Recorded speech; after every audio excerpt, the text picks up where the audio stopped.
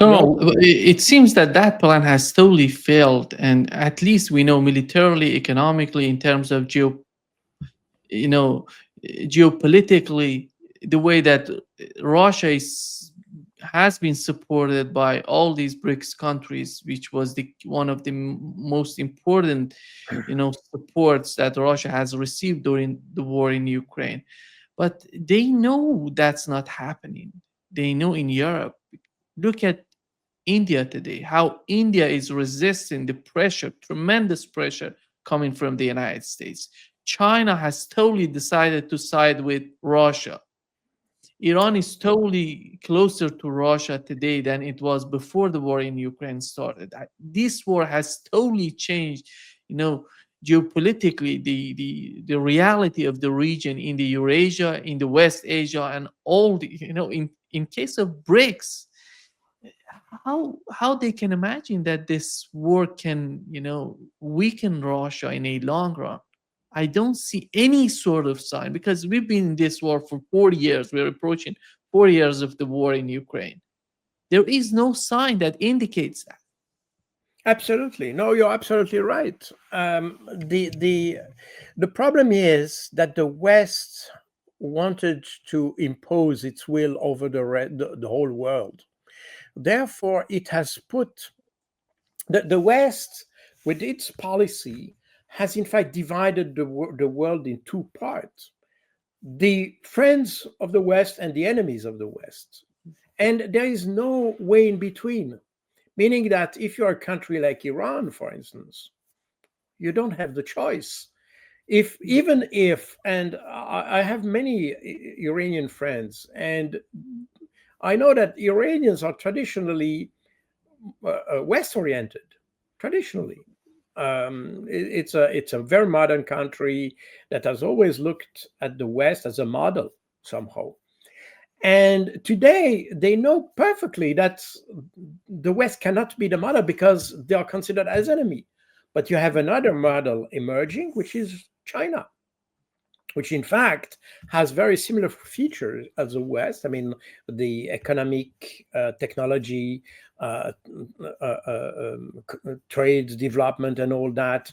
And in fact, China has become the model, as I said many times. China, because China has become the locomotive of the rest of the world, it had created an alternative model, meaning that today, if you are no longer uh, constrained to choose the West. I mean, 40 years ago, you had no alternative. If you were cut from the West, you were really cut from everything, because the West was dominating technologically, militarily, economically. It was dominating the world somehow. I'm not making any judgment whether it was good or bad, but that was a reality. Meaning that you had to have ties with the West somehow. Otherwise, you could not even have some kind of development. Today, it's totally different. Today, China is even more developed than the US, meaning that the model now comes from the East, no longer from the West. And if you look at the coat of arms of Russia, you will see that it has an eagle with two heads, one head looking east and one head looking west. This has always been the case. I mean, the Russians have always felt, I mean, when we talk about Russia, we have to consider that the heart of Russia is still what we call the white Russia. I mean, the Russia which is not Siberia; it's the western part of you. And they always consider themselves between the West and the East. And recently, I mean, that was already in 2023, if I'm not wrong, Vladimir Putin said, well, we cannot trust the West anymore. And now we have definitely to change our look. And instead of looking towards the West, we have to look towards the East.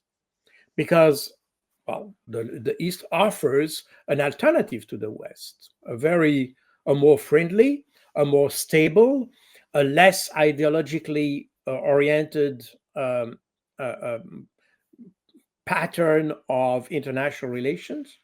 Therefore, it's more even convenient to have developed relationship with China, for instance. And this policy of the West to sanction everybody that use U.S. dollars, that trades Western goods or things like this, that has prompted the rest of the world to say, okay, if you don't want us to trade with your money, if you don't want us to trade the what we would like to trade, then it's better to cut off completely. And that's exactly what we are seeing now. It's a growing gap between the West and the rest of the world. And Russia has perfectly understood that. When the West started to cut all the energy supply routes, including the pipelines and all that, Russia has understood that it could no longer base its development or its economic development or relations with the West. And even if this would resume in 1 or 2 years from now, it would be still the risk that you had again some kind of cutoff. Meaning that for Russia, it's better to build now a completely new type of relationship with people who are more stable. And in fact, this stability has been provided, ironically, by the West, because by having the West defining the rest of the world as enemy, then they created a second class world, if you want. Not second class in a qualitative sense, but second class in a geographical sense, meaning that Iran, China, India, and all these countries feel bound by the same fate, if you want, the same destiny, because they are all considered as possible enemies of the West if they are not defined as enemy like Iran or China. But those who are in between, such as India, for instance, they know that if things go wrong, the West will sanction them, will prevent them to have to develop themselves and things like that. So they make their choice very quickly because they know that being associated with the West is a gamble.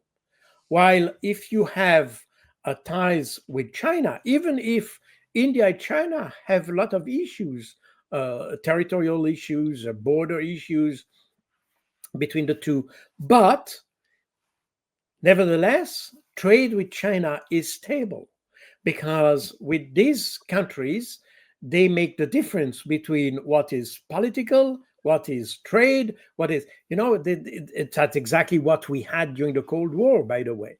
Russia was supplying the West with gas since the late 60s, meaning that during the whole Cold War, you had gas, Russian gas coming into Europe. And that was the Cold War.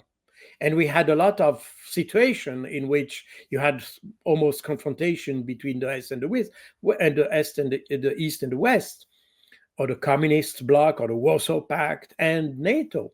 But Russia never stopped, or never even threatened to stop gas deliveries in exchange of some geopolitical concessions or things like this. This never happened. The Russians have been extremely uh, um, coherent. I mean, you have a trade agreement, that's a trade agreement, period. Then you have political issue, geopolitical issue, geostrategic issues. These are different topics. But a trade agreement is a trade agreement. It's signed, that's it, period. And and this was Actually, that's what Orban said recently in his meeting in his he had with Vladimir Putin. Yeah, it's exactly. I mean, this is well known. I mean, there's no mystery in that, and and that's where, in fact, if you look at the big picture, you would say the West is unreliable because the West suddenly decided that they are dependent on Russia. And the problem with the West is not dependent on Russia.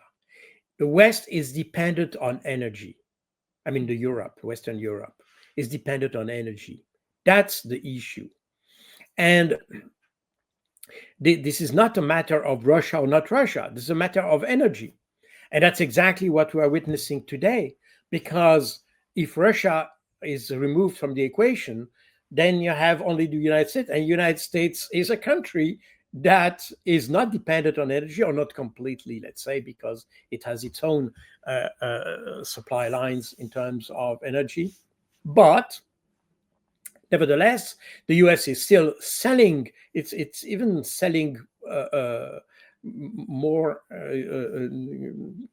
oil that in importing, in fact, but or almost the same quantity. In any case, because the US wants to make money. Therefore, they are not like the Russians, who were very happy to send cheap oil or cheap gas to Europe. The US wants to make money, and especially now that the policy of Trump is to make America great again, meaning that if you ask to have some kind of a deal or a rebate from US, forget it. The US is here to restore its power. It's here to make money. It's here to rebuild its industry. It's there to rebuild industrial capacities, and therefore there is no way the Americans will try to find cheap, or to sell cheap oil or cheap things to Europe. They want to make money. And that's exactly what we have seen with all these so-called deals, with the tariff war and all that, because the idea is that if you want to sell us things, you will have tariffs, because we don't want your products. We want to sell you, but we don't want your product, and therefore we impose tariffs on these equipment in order to protect our own industry. Meaning that the rationale behind the trade from the US side to Europe versus the Russian side to Europe is completely different. The Russians have never said that they have enough resources to sell to the whole world. Therefore, they don't need to make money on Europe. And that's exactly the problem we have today, meaning that the Russians today have deliberately cut. I mean, they have not cut. They've acknowledged that the Europeans have cut the ties with them, and they don't want to fight the problem. They realize that is systemic, and that's exactly what Vladimir Putin said to this union, this meeting of industrialists and a union of entrepreneurs in March this year. He said, "Well, the sanctions and all the obstacles that have been put in front of Russia are systemic. So there is no way we'll get rid of them. We have to live with those sanctions. We have to live with those handicaps and things like this. This is the way." Now, the Russians have understood that all these sanctions and handicaps and obstacles that have been put by the West are in fact opportunities somehow. They are challenges for the industry that prompted the Russian industry to be more creative, more innovative, to develop new products, and to cooperate, and that's probably not mutually exclusive, by the way, to cooperate more with China. So now you have the ecosystem has changed. Although the Russians for decades had the idea of getting closer to the Western European ecosystem, now they have completely abandoned the idea, but now they are more bound to the Chinese ecosystem or the Asian ecosystem. And this ecosystem is probably more promising for the Russians than the West, the one in the West. And by the way, now we see that the West is collapsing. We see that in almost all the large countries in Europe have fiscal problems, that they want to develop the militarization of the society, but they don't have the money to do it. So they have to reduce the Social social security. social Security. security. How to say that? I don't. I'm missing the word now. This is what you give to people to survive and things like this. They reduce that part in order, Subsidies in, subsidies and all that, exactly, yeah. in order to develop militarization. And that's exactly what you see in the UK, but also in France. I mean, France has the highest deficit in the budget since decades. But what is Macron wanting to do? He wants to double the defense budget.